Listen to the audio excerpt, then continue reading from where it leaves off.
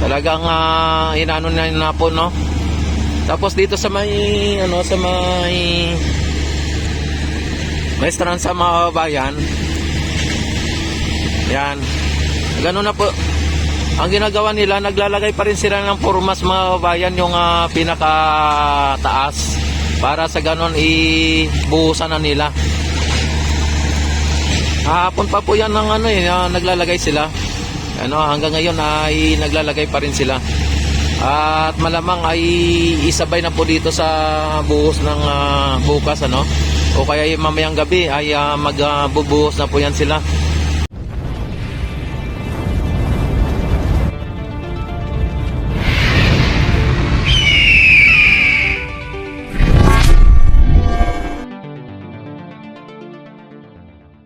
O hindi lang po natin matiyak kung mamaya ay magbuhos na po sila.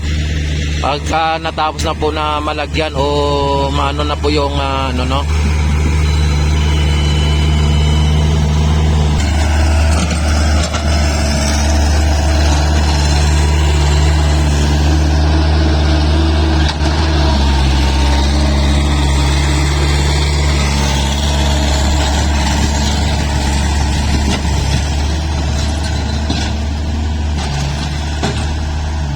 ay grabe to si Foreman Kanoy, talagang tinira na, ayaw niyang matira ng iba.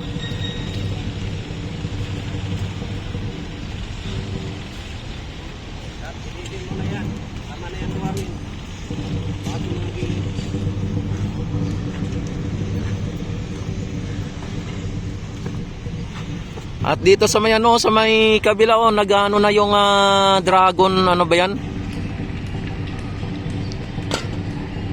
Yan, at mukhang na February na, malapit ng February, at advance happy Valentine's na lang sa inyong lahat.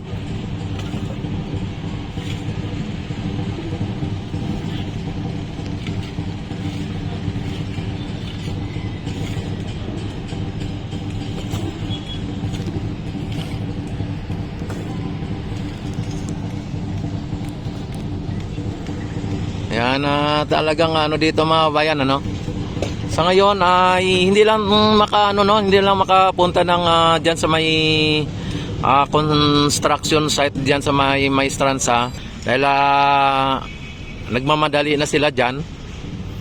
Yan, dahil po ang dito ay kailangan na bago mag February 17 ay matapos na po ang project na ito.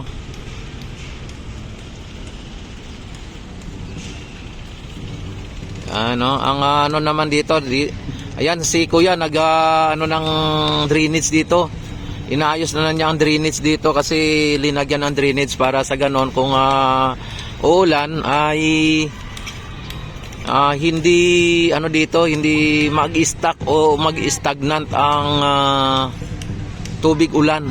Kaya linagyan ng ng kanal o drainage mga bayan, At dito naman sa may ilalim ng tulay ay ginagawa po nila dito yung yung hagdanan, at pinapakinis din nila yung hagdanan,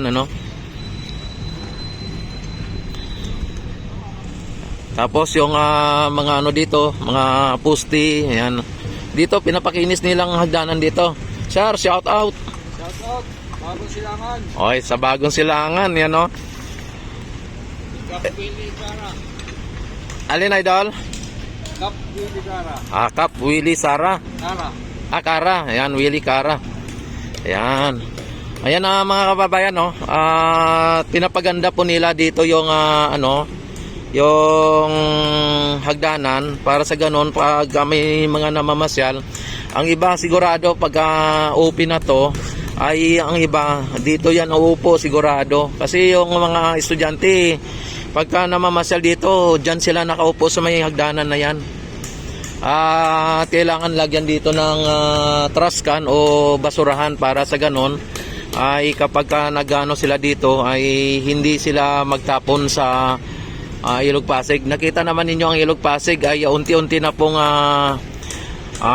nalilinis at talagang may mga isda na po dyan na nakukuha o nabibingwit ang mga namimingwit dyan, Tapos dito, pinapaano ni Sir Paul dito, yung pinapantay kasi medyo mataas tong banda, bahagi na to sa gilid, pinapantay niya. Katulad nung doon sa ginawa niya, yung pinanyaka na gawa na niya, ayan, ay pinantay niya at pinakinis niya rin.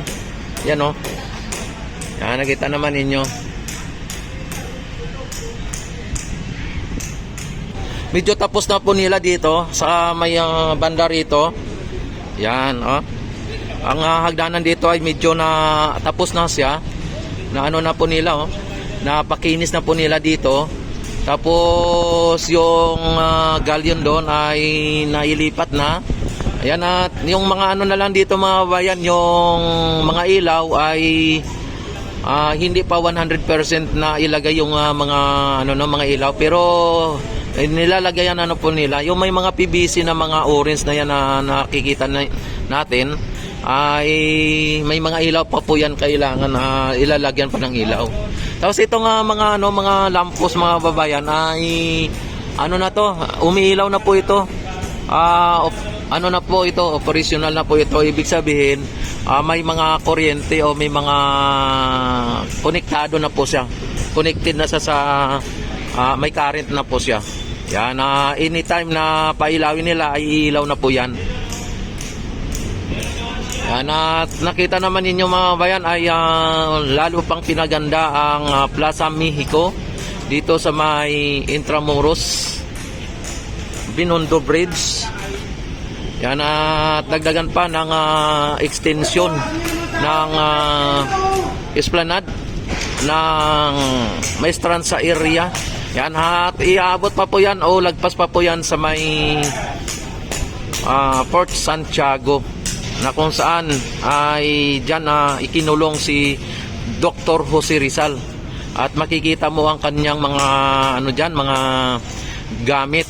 At sa isang sa isang building na 2 to 3 story yan ganon, at makita mo dyan po ninyo makita ang mga kagamitan ni Dr. Jose Rizal na nung siya ay kinulong sa mahabang panahon. Tapos siya ay dinala sa may sa may Lunita, tapos doon siya pinatay sa may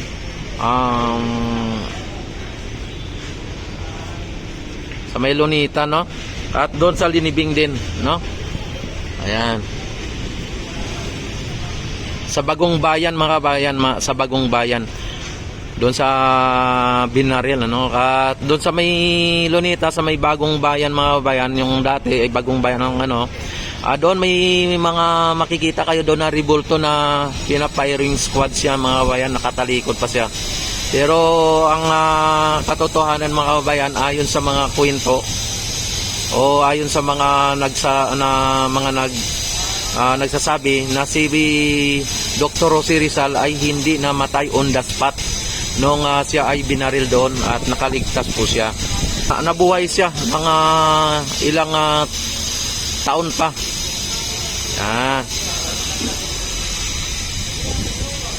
Dito mga bayan ay araw-araw po dito ay may pagbabago sa Plaza Mexico at sa may Maestranza mga bayan. Ang lang dito sa Maestranza ay medyo bumagal ng konti sa ngayon. Nung isang araw mga bayan, isang nakaraang linggo ay ang bilis nila. Pero ngayon ay parang medyo bumagal sila kasi kahapon ang ang baluster na yan ay nilalagyan na ng mga formas. Ngayon naglalagay pa rin sila mga bayan. Hindi katulad nung nakaraang linggo, pag naglagay sila ng ganyan ay makikita mo pag kinabukasan tapos na, may buhos na. So, ngayon ay mukhang pero ganun pa man mga bayan, ay ang construct ay hindi kailangan imamadaliin, dahil po sa kapag yun ang sinasabi na kapag ang nagmamadali ay lalong didili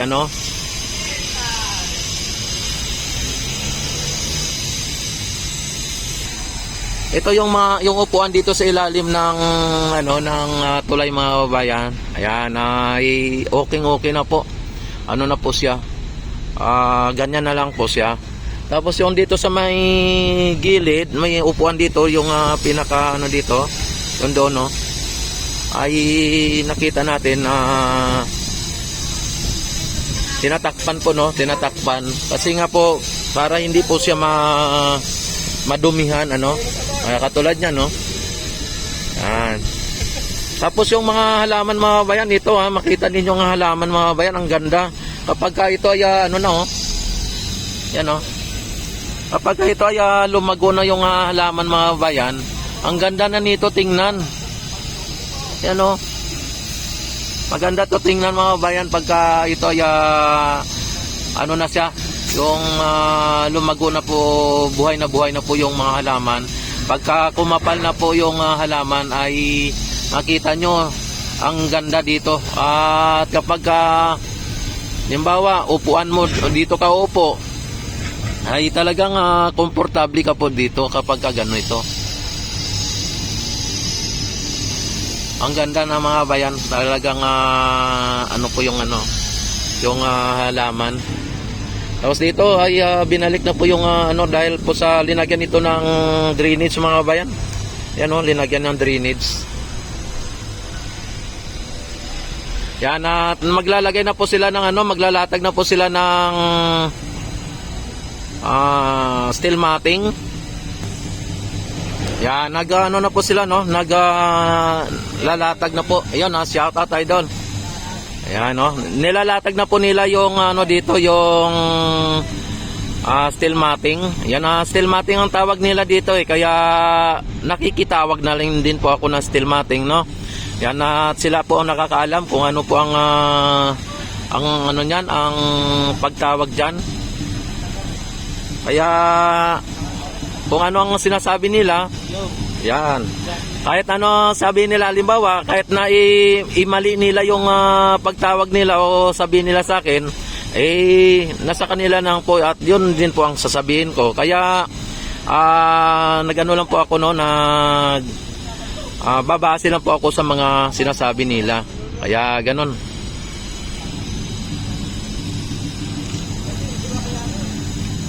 Yan, nano nila yung parang hindi makita yung steel matting, Yan.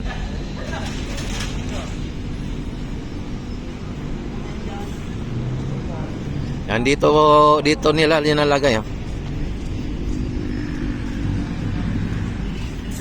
Yan, talagang magbubuhos na po yan sila pagka sakali na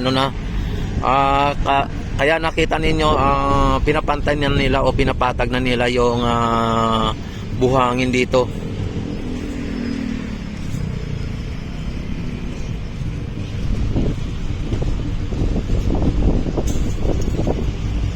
Yan, mayroon sila ditong mayroon sila ditong tawag dito?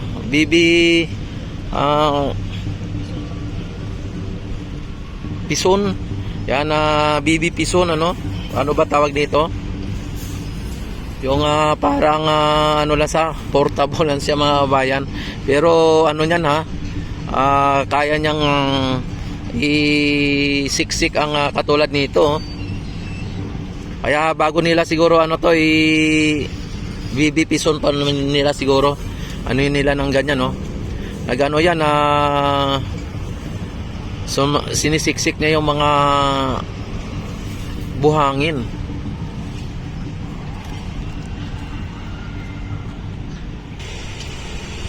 Ayan,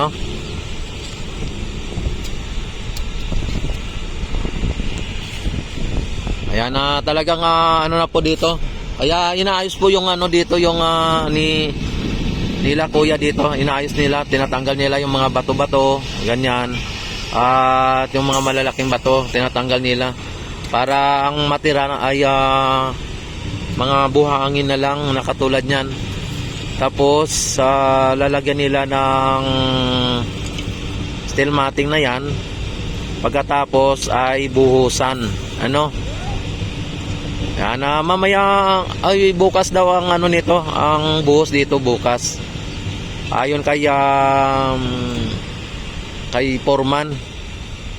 Sabado daw ang buhos nito. Hindi natin alam kung araw o gabi. Kaya abangan lang po ninyo ang mga update dito sa may Plaza Mexico at sa may Maestranza.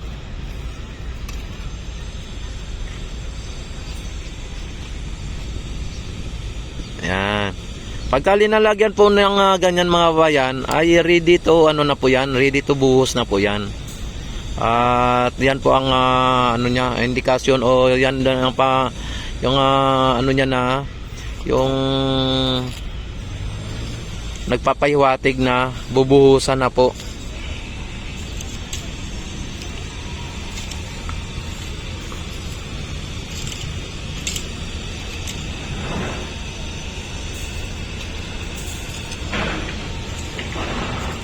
Yan, may puno dito sa ano, kaya hindi tayo masyadong nainitan kahit nandito, no. Pag lumago na tong puno na to dito ay isa sa mga silbi na pananggala sa init o silungan ng mga namamasyal dito. At lalong-lalo na kapag ito ay linagyan ng upuan dito ng mga bayan, ano? Linagyan ng upuan dito. Tapos yung ilaw ay ayan, may ilaw diyan. Tapos dito may ilaw din. Yan. Tapos dito may ilaw din, no.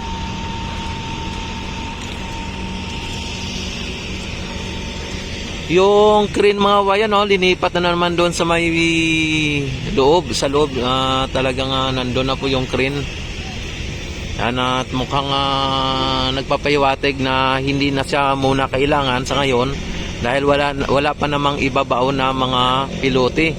At sa susunod pa na naman ulit na mga buwan ay kukuha na naman yan ng permit at ano na naman yan doon hanggang doon sa may Delpan Bridge ay ano na yan.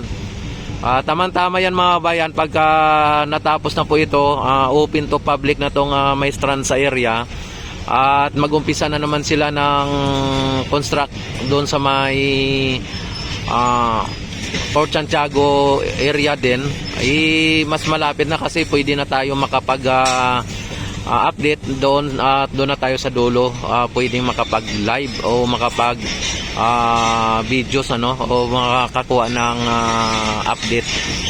Pwede na tayo dyan sa ano na yan, open na po yan, kaya mas malapit.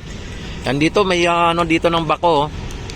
Yan, dito yung isang bako nila, tapos yung isang bako nandun sa dulo at isang boom crane nandun din. Itong mga bato na to ay tinatabi lang po nila dito kasi mapakinabangan din po to sa sunod na araw ay makita ninyo wala pong ano dito, walang masayang na mga materialis o ano dito, walang masayang. Yan po ay talagang magagamit sa dito sa lahat. Yung mga nakatambak na mga lupa dyan, yan po ang ginamit dito na para ipataasin dito, no. Yun ang ginamit dito, kaya naging ano po, kapaki-pakinabang po yung mga ano dito, yung mga lupa na tinanggal dito o hinukay dito mga bayan. At dito din po nila mailalagay lahat. Kumbaga sa isang makina, pagka binaklas mo ay wala pong maiwan at wala pong masobra, no. Saktong-sakto. Yan. Ganun po yan dito din. Kaya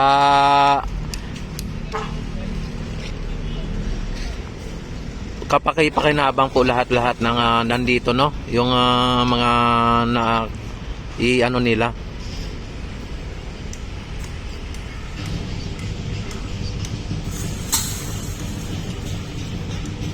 Ayan, yung mga trabante doon mga bayan, no, doon sa ilalim ng tulay naghalo. naghalo sila doon. Pinakinabangan nila yung ano doon, yung nito, yung pinaka area doon na pwede ka maghalo doon. Para hindi maano yung mga sahig dito, no. Hindi siya madumihan o maanuhan ng simento. Ayan na mga bayan, medyo may kalaparan na ang ano, o may kahabaan na yung linagyan nila ng steel matting. At ito pa yung iba, inaayos pa po nila para sa ganun ay mas okay at mas exact o magiging eksakto ang steel matting mga bayan dito. Yan tinatansya ko mga bayan na ito mula doon hanggang dito sa may ano. Hindi pa naman nila siguro yan as in buhusan ito lahat, no. Baka may maiwan pa. Yan kung hanggang diyan sa may ano, sa may poste na yan sa lampos ang buhusan nila ay aabot po ng ilang meter po ito, mga nasa 20 meter siguro, mga 20 meter o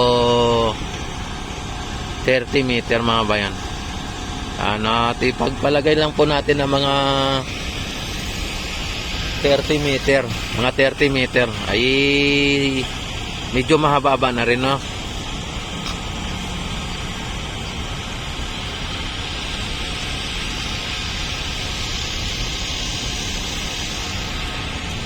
Yan. Hindi pa nabuhusan mga bayan yung ano, no, yung pinakabaluster dito.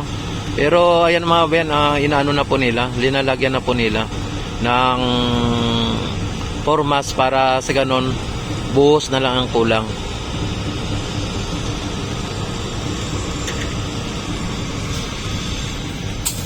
Yan, ito ngayon ang pinakalitis na update dito sa may Maestranza at Plaza Mexico mga bayan. Idol, at panitilihin po ninyong subaybayan at panoorin ang aking mga live update at mga upload dito, mga update dito sa may Plaza Mexico at sa Maestranza mga bayan.